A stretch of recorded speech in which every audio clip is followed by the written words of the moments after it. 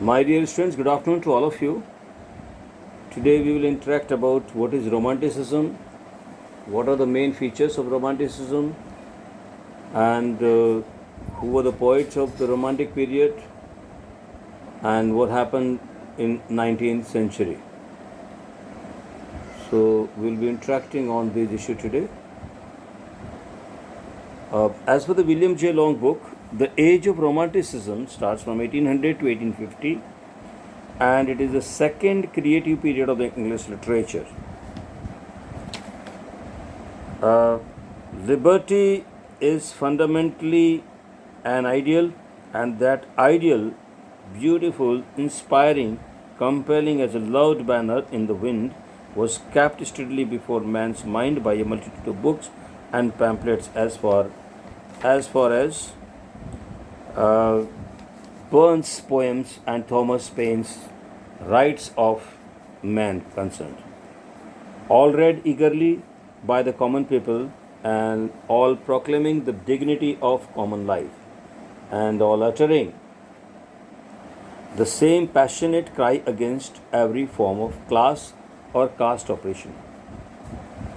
The period we are considering begins in the later half of the reign of George III, ends with the accession of the Queen Victoria in 1837, when on a foggy morning in November 1783, King George entered the House of the Lords and in a trembling voice recognized the independence of the United States of America. He unconsciously proclaimed the triumph of that free government by free men, which had been the idol of English literature for more than 1,000 years. Though it was not till 1832, when the Reform Bill became the law of the land, that England herself learned the lesson taught by America and became the democracy of which her writers had always dreamed. We find in the history of this Romantic period in the 19th century, the French Revolution. The half century between these two events is one of the great turmoil yet of steady advance in every department of English life.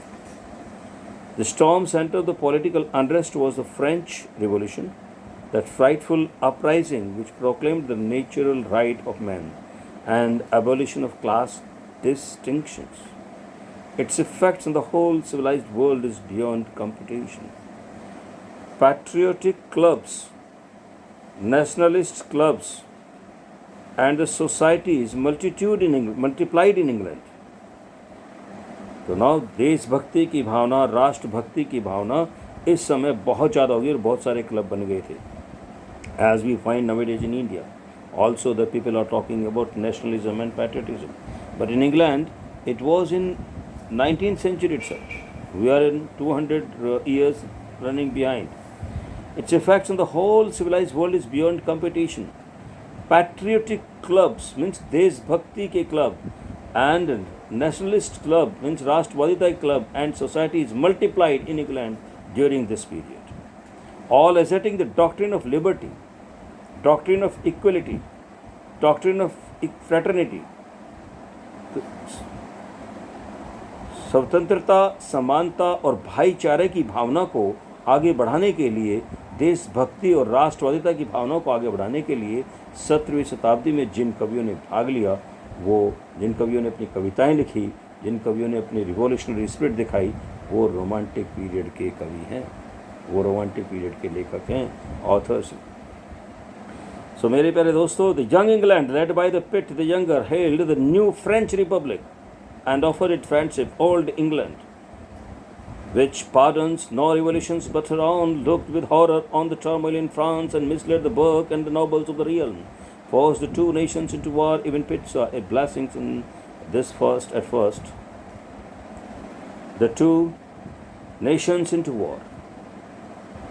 Even Pitt saw a blessing in this at first, because the sudden chill of fighting a foreign nation, which by some horrible perversion is generally called patriotism, might turn man's thoughts from their own to their neighbors' affairs, and so prevent threatened revolutions at home.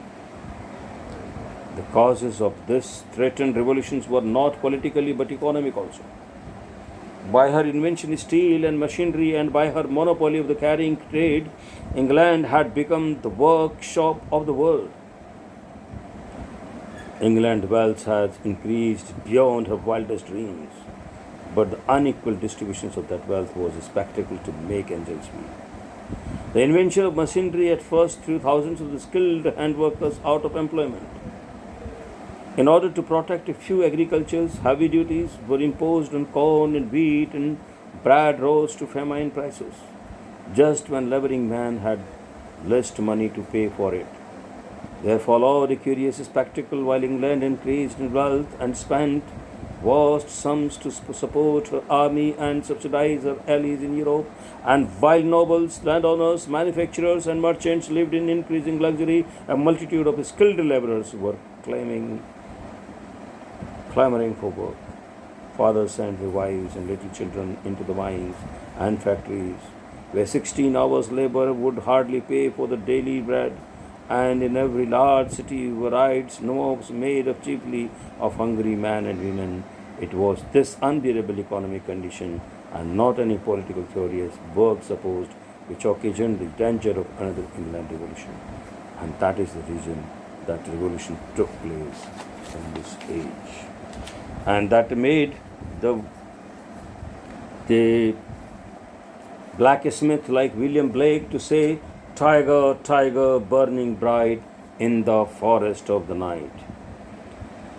So my dear students, what are the literary characteristics of the Romantic age?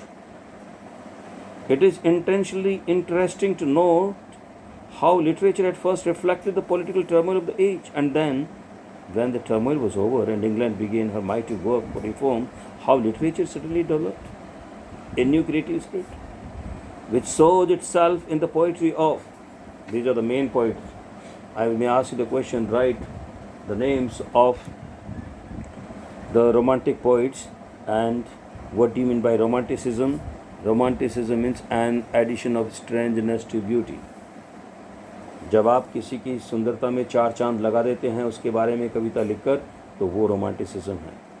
अगर आप किसी एक खिलते हुए गुलाब के फूल को बहुत ही अच्छा बना दें और उसकी इतनी प्रशंसा कर दें, या किसी सुंदर सी प्यारी सी बच्ची के बारे में कोई गीत लिखे, या अपनी मम्मी के बारे में गीत लिखे कि my mother is the world's best mother, तो जब आप अपनी मम्मी को दुनिया की सबसे अच्छी मम्मी बनाने की बात करके अपनी कविता लिखते हैं, so that means you are writing a romantic poem for your mother.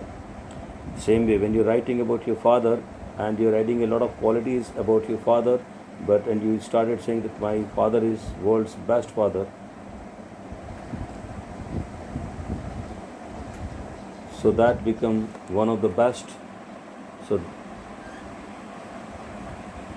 that become one of the best. That become one of the best. That become one of the best poem of yours. Yeah. Oh, Vishakha, you're not getting my voice. आप लोगों को सुनाई दे रही है? मेरी आवाज़ आ रही है?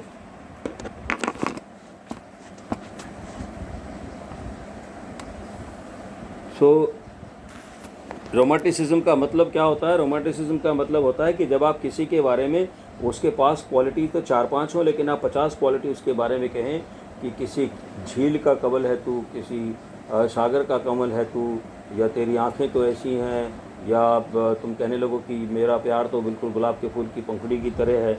जब आप बड़ी बड़ी बातें करते हैं और कहते हैं कि मैं means my love is like Queen Elizabeth, और my love means she is my Helen, तो ऐसे में जब आप किसी के बारे में बहुत ज़्यादा बढ़ा चढ़ा कर बातें करते हैं तो उसको रोमांटिसिज्म कहते हैं. एक पक्षी को लिया और पक्षी के बारे में दुनिया भर की बातें कह दी, लेकिन पक्षी नहीं, पक्षी के माध्यम से अपने इमोशंस को जब आप कहना चाहते हैं, तो that is romanticism. Means an addition of strangeness to beauty is romanticism. So romantic period में जो लोग जिंदा थे, जो कवि थे, उनके नाम हैं William Wordsworth, Samuel Taylor Coleridge, Lord Byron, Percy Bysshe Shelley, John Keats, Scott, Jane Austen, Lamb, De Quincey, a wonderful group of writers whose patriotic enthusiasm, याद रखिए, patriotic enthusiasm suggests the Elizabethan days. तो Elizabethan के period में भी बहुत ही ज़्यादा patriotism था, और इस उम्र में भी, इस समय भी जो 19th सेंचुरी की बात हम करें उसमें भी राष्ट्रवादिता और देशभक्ति की भावना बहुत ज़्यादा है. And whose genius has caused the age to known as the second creative period of literature. Thus, in the early days, when old institutions seemed climbing with the Bastille, Coleridge and Southey formed the youthful scheme of a pantisocracy on the banks of the Squena, an ideal commonwealth in which the principles of the Morse utopia should be put in practice. Even Wordsworth, fired with political enthusiasm, could write. William Wordsworth ने लिखा, bliss was it in that dawn to be alive. जब romanticism का सूर्य उदय हुआ था और जिन्होंने उसमें जन्म लिया तो वो जन्म स्वर्गीय जन्म था. लेकिन क्या कहते हैं, बहुत खुशी का आनंद था, बहुत खुशी का समय था. Bliss was it in that dawn to be alive, but to be young was very heaven. लेकिन जो जवान थे इस रोमांटिक पीरियड में, उनके लिए तो जैसे स्वर्ग मिल गया हो, हेवन मिल गया हो. That means the England became the heaven for the young minds in this age. Why? Because the poetry, when you read the Romantic period's poetry, when you read the William Wordsworth, P.B. Shelley and John Keats, then you can feel it was really heavenly at the time in London. So William Wordsworth said, bliss was it in that dawn to be alive, bliss was it in that dawn to be alive, but to be young was very heaven. So there was the women novelist also, Mrs. Anne Radcliffe, and we find here her novels with their azure eyes, heroines, haunted castles, trapdoors. So we find the modern magazines also, the Quarterly Review, the Blackwoods magazine, the Westminster Review, the Spectator, the Athenaeum. तो ये कुछ magazine थी. Now, William Wordsworth took birth in 1770 and he died in 1850. So, he is also the poet of this period, and he is known as the exponent of Romanticism. Or he has written wonderful poems, lot of poems, the Prelude, or lyrical ballads, Ode to the Skylark, then Tintern Abbey, which you have, or I think you have read, the Tintern Abbey you'll be reading. My even many poems, Solitary Reaper, which you have already read, and Intimations of the Immortality Ode, Michael, To a Highland Lass, बहुत अच्छी अच्छी कविताएँ, the recluse, the prelude इन्होंने लिखी हैं, the excursion, lyrical बलाड जो 1798 में लिखी है, और बहुत ही प्रकृति से प्रेरित कविताएं हैं. They are full of nature, the love for nature, because William Wordsworth was true worshipper of nature. He loved nature and he says nature is a teacher whose wisdom we can learn if we will, and without which human life is vain and incomplete. There was another writer, S.T. Coleridge, of this age, Samuel Taylor Coleridge.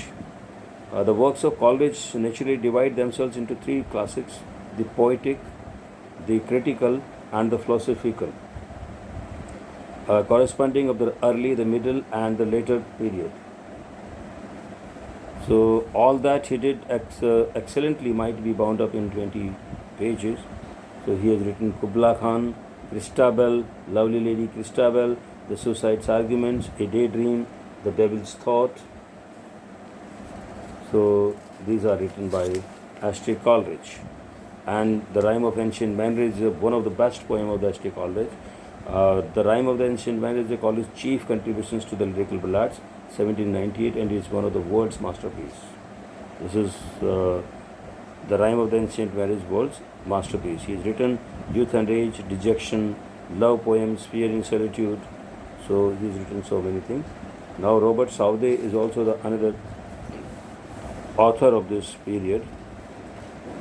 Robert Southey gradually surrounded himself with one of the most extensive liberals in England and set himself to the task of writing something very working day. The results of his industry were 109 volumes, besides some 150 articles for the magazine, most of which are new, utterly forgotten. His most ambitious poems are Thalaba, A Tale of Arabian Enchantment, The Curse of Khehama, a medley of Hindu mythology, Madoc, a legend of Welsh prince, who and Roderick, a tale of the last of the goods. So many things he has written. Now Walter Scott is also the another poet. Walter Scott has also written The Lady of the Lake, Scott's Marmion, and Wizard of the North. He was born in Edinburgh on August 15, 1771. Scott का जन्म तब हुआ था जब भारत 15 अगस्त को भारत स्वतंत्र हुआ था, 15 अगस्त 1947, लेकिन इनका जन्म हुआ था 15 अगस्त 1771. Scott was also one of the greatest writers. The Lay of the Last Minstrels, Marmion, and The Lady of the Lake. These are the important poems of the Scott, works of the Scott. And Scott, when one read the stirring Marmion, or more enduring The Lady of the Lake, felt the heroism of the Crusaders in Talisman, the picturesqueness of chivalry in Ivanhoe, the nobleness of Saul, of Scott's patient girl in the heart of Midlothian, the quality of the Scotch faith of old mortality, and Marmion and The Lady of Lake. These are the two the best poems of the best works of Scott. So, dear students, we find George Orwell, George Gordon, Lord Byron, 1788 to 1824, and he says, "In my youth summers I did sing of one, the wandering outlaw of his own dark mind." So, The Child Herald's Pilgrimage, and जो Byron का जो work है वो बहुत ही स्वतंत्रता से भरा हुआ है, because he is the best known and the most readable of Byron's work are the Mazeppa, the Prisoner of Chillon, and Childe Harold's Pilgrimage. The first two cantos of the Child Herald 1812 are perhaps more frequently read than any other work of the same author. P.B. Shelley, The Queen Mab, Revolt of Islam, Hellas, The Witch of Atlas, Alastor, Adonis. Adonis is one of the best poems written for John Keats, and wonderful lyrics. Shelley is like a wanderer, following a vague, beautiful vision, forever sad and forever unsatisfied. In the latter mood, he appeals profoundly to all men who have known what it is to follow after an unattainable idea. So, works of Shelley: Alastor, The Spirit of Solitude, Prometheus Unbound, 1818 to 1820, and Shelley's revolutionary works: Queen Mab, The Revolt of Islam, 1818, Hellas, 1821, and The Witch of Atlas, 1820, are to be judged in much the same way as is Prometheus and Unbound. Adonis, as I told you, this is one of the best poems of P.B. Shelley. One of the most characteristics of Shelley's work, it was inspired by a beautiful Italian girl, Emila Viviani, who was put into a cloister against her will, and in whom Shelley imagined he found his long sought ideal of womanhood. With this should be read Adonis, 1821. The best known of all Shelley's longer poems, Adonis is a wonderful threnody or song of grief over the death of the poet John Keats. Even in his grief, Shelley still preserves a sense of unreality and calls in many shadowy allegorical figures. Sad spring, weeping, hours, glooms, splendors, destinies, all uniting. So there was John Keats, The Eve of St. Agnes, Lamia, Isabella, Ode to the Nightingale, Ode on a Grecian Urn, Ode to Endymion, Ode to Shai. A thing of beauty is a joy forever. Its loveliness increases. It's never pass into nothingness, but still will keep a bower quiet for us endlessly, full of sweet dreams and health and quiet breathing. In the poem Endymion, the imperfect result of this attempt are seen in the next volume, Endymion, which is the story of a young shepherd beloved by a moon goddess. The poem begins with a striking line: "A thing of beauty is a joy forever." Wonderful. A thing of beauty is a joy forever. So, Thomas D. Quincy was also of this age. Now, my dear students, question arises, what is this romanticism? As we have already known, romanticism is an addition of extraordinary. ये कवि करते क्या थे, इनका काम क्या था, और इनके जो काम करने का तरीका वो क्या है? तो मैं सबसे पहले आपको यही बताना चाहूँगा कि जो रोमांटिसिज्म है, जो रोमांटिक पीरियड है, this period extends from the war with the colonies following the Declaration of Independence in 1776 to the accession of Victoria in 1837. Both limits being very indefinite, as will be seen by a glance at the chronology following during the first part of this period, especially England, was a continual turmoil produced by the political and economic agitation at home and by the long wars that covered two continents and the wide sea between them. The mighty change resulting from these two causes have given the period of the name of the Age of Revolution. The literature of this age is largely poetical in form and almost entirely romantic in spirit.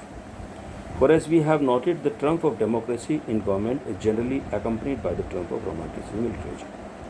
Triumph of democracy in government is generally accompanied by the triumph of romanticism. याद रहे कि ये जो प्रजातंत्र जब आया है वो रोमांटिसिज्म के कारण ही प्रजातंत्र आया है.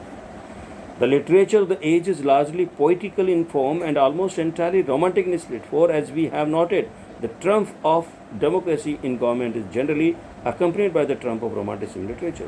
At first, the literature is shown, especially in the early work of William Wordsworth, Lord Byron, and P.B. Shelley, reflected the turmoil of the age and the wild hope of an ideal democracy occasioned by the French Revolution.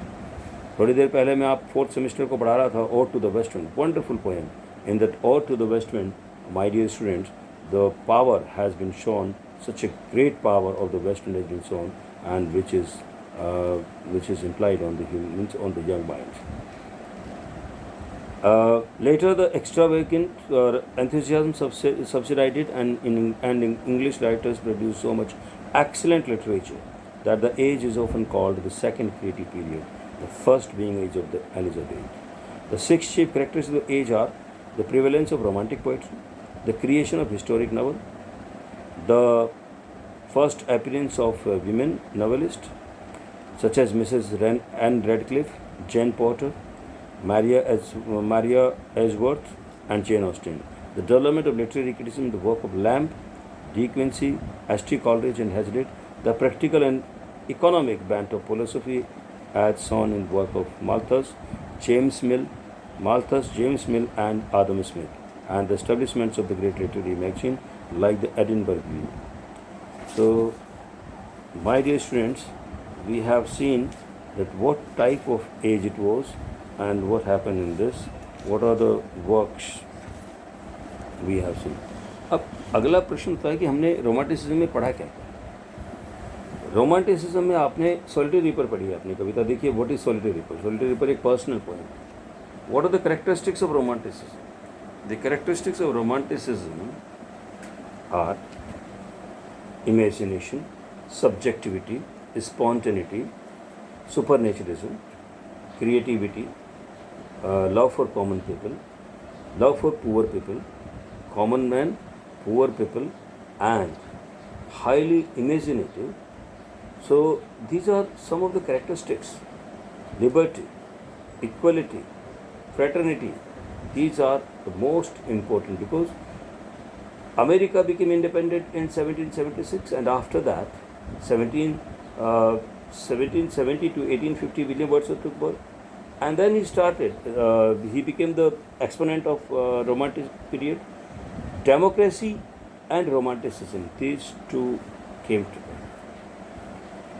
ये दोनों एक साथ चले, प्रजातंत्र और ये romanticism. So my dear student, what is the subjectivity? Where do we find? आप देखिए, विलियम वर्ड्सवर्थ जब एक रास्ते से जा रहे हैं और वहाँ जाते जाते रास्ते में स्कॉटलैंड में उन्होंने एक लड़की को देखा जो खेत में काम कर रही है और धान काट रही है, और हाथ में दराती लेके, शिकल लेके वो धान को काट रही है और गाना भी गा रही है। दैट मीन्स जो व्यक्ति अपने काम को गा गा कर मौज मस्ती से करता है वो कितना अच्छा होता है। That poet William Wordsworth is trying to say, और वो यही कह रहा है कि अगर आप भी अपनी पढ़ाई कर रहे हैं, अंग्रेजी की पढ़ाई कर रहे हैं, तो इसको डिफ़िकल्ट ना समझें। हंसते हंसते खेलते खेलते इसको पढ़ें और आगे बढ़ें और अपने क्वेश्चन पेपर की तैयारी करें। जो भी आप सुन रहे हैं अभी, इसको लेक्चर्स को रिकॉर्ड करें, बार बार उनको सुनें, बार बार उनसे कुछ सीखें। So William Wordsworth is also saying the same, behold his single in the field, yon solitary highland lass, reaping and singing by herself, stop here or gently pass. Alone she cuts and binds the grain and sings a melancholy story. तो ये क्या है? Will no one tell me what she sings? अरे क्या कोई मुझे बताएगा नहीं वो कौन सा गीत गा रही है, क्या गीत गा रही है? सेम भी अगर सपोज अगर आप लोग कॉकवरक में कोई गीत गाना शुरू कर दें तो क्या मेरी समझ में आएगा? तो मैं यही पूछूंगा विलियम वर्ड्सवर्थ की तरह, will no one tell me what she sings? Perhaps plaintive numbers flow और फार ऑफ थिंग्स और बैटल्स लॉन्ग अगो। क्या कोई मुझे बताएगा नहीं कि ये जो कॉकबर्ग में जो लड़की गीत गा रही है, इस गीत का मतलब क्या है? तो विलियम वर्ड्सवर्थ को समझ में नहीं आ रहा था कि वो जो गीत गा रही है, खेत में खड़ी हुई लड़की, जो पहाड़ी इलाके की लड़की है, जो स्कॉटलैंड की लड़की है, वो सॉलिटरी रीपर, वो कौन सा गीत गा रही है और किसके बारे में गा रही है? लेकिन उसकी ध्वनि बहुत सुंदर है, उसकी आवाज़ बहुत सुंदर है और कवि को वो सुनाई दे रही है। तो ये क्या है? पर्सनल कविता है। तो it means what is the characteristics of romanticism? Personal poet, subjective poet. और ये कैसे है? अनायास, स्पॉन्टेनियस पोएट्री। कैसे? अनायास, अचानक निकल आई। कैसे निकल आई? एक लड़की को देखा कवि ने और कवि ने गीत लिख दिया। दूसरी कविता आपने पढ़ी है द डैफोडिल्स, 11th और 12th में पढ़ी होगी डैफोडिल्स। क्या है कि डैफोडिल्स में? कवि महोदय विलियम वर्ड्सवर्थ क्या देखते हैं? नदी के किनारे बहुत सारे फूल खिले हुए हैं, उन्होंने फूलों को देखा। लेकिन यहाँ प्रश्न उठता है कि क्या सच में उन्होंने नरगिस के फूलों को देखा, डैफोडिल्स को देखा, या वो कोई और थे? बट वो क्या कहते हैं? 10,000 I saw at a glance. And then he says, when on my couch do I lie, that flashes on my inward eye, and then my heart with pleasure fills and dances with the daffodils and dances with the daffodils. तो वो उन्होंने 10,000 फूलों को एक साथ देख लिया। मुझे तो नहीं लगता कि कोई भी व्यक्ति 10,000 फूलों को एक साथ काउंट कर सकता है, गिन सकता है और बता सकता है कि एक नज़र में मैंने 10,000 फूल देखे। Maybe that the poet is writing about the daffodils, the flower daffodils, but he's talking about the French Revolution, where the 10,000 people came against that in the revolution with the revolutionary ideas. So 10,000 I saw at a glance. And then he says, when on my couch do I lie, that flashes on me. पूरे दिन की बातें जब मैं अपने बिस्तर में शाम को सोने जाता हूँ या सोने जाती हूँ, तो पूरे दिन की बातें वो मेरे कान में रह रह कर गूंजती रहती हैं कि आज क्या हुआ था, आज क्या किया था, कैसा रहा, अच्छा रहा या बुरा रहा। It means my dear students, कुछ भी घटना घटती है, कुछ भी बातें होती हैं, तो आप उनको पहले इवेल्युएट करो, उनको जानो, उनकी सच्चाई क्या है, उनके सब पीछे सब्जेक्ट मैटर क्या है, उसकी बैकग्राउंड क्या है। खुद इवेल्युएशन करो, सेल्फ रियलाइज करो, सेल्फ सफिशिएंट बनो। और जब सेल्फ रियलाइज करोगे, सेल्फ सफिशिएंट बनेंगे, जब एक खुद से एक नई भावना, नई चेतना हृदय से जागेगी। और ये कब जाती है? जब आप सेल्फ रिलायंट बनेंगे, सेल्फ सफिशिएंट बनेंगे, सेल्फ डिपेंडेंट बनेंगे, आत्मनिर्भर बनेंगे। तभी तो नरेंद्र मोदी जी कहते हैं आत्मनिर्भर भारत, खुद पर डिपेंड करने की शक्ति रहे। घबराना नहीं, ये नहीं कि मैं घर से बाहर नहीं निकल सकता या निकल सकती, मैं नौकरी नहीं कर सकती, मैं नौकरी पे नहीं जा सकता, मैं बच्चों को ट्यूशन नहीं पढ़ा सकती, या मैं बच्चों के साथ नहीं बैठ सकती, या उनको पढ़ाने में मेरी शक्ति नहीं। सबके पास शक्ति है, आपके पास भी शक्ति है। आपको तो समझना पड़ेगा। अगर आप कोई गरीब बच्चे हैं और जिनके मम्मी पापा कुछ कर नहीं सकते और वो लेकिन BA में आ गए हैं, वो छोटे छोटे बच्चों को पढ़ाकर अपने जीवन का निर्वाह कर सकते हैं। So that spirit should be there. तो सेल्फ डिपेंडेंस की भावना, सब्जेक्टिविटी की भावना। तो when on my couch do I lie, that flashes on my inward eye, and then my heart with pleasure fills and dances with the daffodils. क्या है? PB शैली, वो भी क्या लिखते हैं? Hail to thee, O blessed spirit. हे आनंदमयी आत्मा, तुम्हारा स्वागत है। Bird thou never wert, means you are never a bird. So then who is there? If not the bird, who is there that PB Shelley is welcome? She is not the bird She is Mary Godwin, who was welcomed by P.B. Shelley in Italy, Laghon district. Because P.B. Shelley ran away with the daughter of a Lord Godwin, with Mary Godwin, and there he welcomed her in Italy, Laghon district. So, when the people are writing about their human or their inner emotions, inner feelings, with the help of the tree, with the help of the bird, with the help of skylark, or with the help of nightingale, and becoming subjective, so that kind of poetry is subjective. When they are speaking immediately without any delay, it's a spontaneous poem. That means spontaneously they are speaking, they are writing. That means poetry is a spontaneous overflow of powerful feeling. And the emotions are collected and translated. So emotions means love, because the people have love in their heart. They love the common people. They love the emotions. They love the society. And you will find the William Wordsworth is writing, the love hath he found in hearts where poor men live. सच्चा प्यार तो झोपड़ियों में मिलता है जहाँ गरीब लोग निवास करते हैं. That means love for common people. And the William Wordsworth, if you see, when you will read the poem of Romantic period, all the poems are simple in language. Simple language, common people language, easy to understand. जैसे ही आप पढ़ेंगे आपकी समझ में आ जाएगा, चाहे वो कोई भी पोएम हो. बहुत इजी कविताएं हैं उसमें. इतने डिफ़िकल्ट कविताएं नहीं है जैसे 18th सेंचुरी की कविताएं हैं या विलियम शेक्सपियर के समय की कविताएं हैं. ये कविताएं बहुत सिंपल हैं. 19th सेंचुरी की कविताएं very simple, you can easily understand. Language is not difficult language is simple language, common people language, poor people language. They writing about the peasants, they writing about farmers. वो किसानों की बात करते हैं, वो गरीब जनता की बात करते हैं, वो मजदूरों की बात करते हैं, वो उनकी बात करते हैं जो बहुत ही समाज के उत्थान में, समाज के बढ़ाने के लिए अच्छी काम करते हैं, लेकिन वो बहुत गरीब हैं. तो गरीबों के बारे में चिंतन मनन इसी एज में हुआ है. गरीब पहले कविताएं राजा और रानी के लिए लिखी जाती थी, और इस एज में कविताएं राजा रानी के लिए नहीं, किसानों के लिए लिखी जाती है, गरीबों के लिए लिखी जाती है, चाय वालों के लिए लिखी जाती है, मजदूर जो जंगल में काम करते हैं उनके लिए लिखी गई, जो चिमनी स्वीपर्स हैं उनके लिए लिखी गई, जो खेत में धान काट रहे हैं किसान के बच्चे उनके लिए लिखी गई, जैसे solitary. So that means this language is the salient features of this age is subjectivity, spontaneity, supernaturalism, love for nature, love for power, love for melancholy, and there is one more thing, the love for common people, love for peasants. तभी तो William Wordsworth कहते हैं, the love hath he found in hearts. सच्चा प्यार झोपड़ियों में मिलता है जहाँ गरीब लोग निवास करते हैं. So thank you very much, my dear students, for the day. I may ask you the question, write about what do you mean by romanticism. Then you will say the romanticism is an addition of strangeness to beauty. Then I may ask you what are the salient features of romanticism.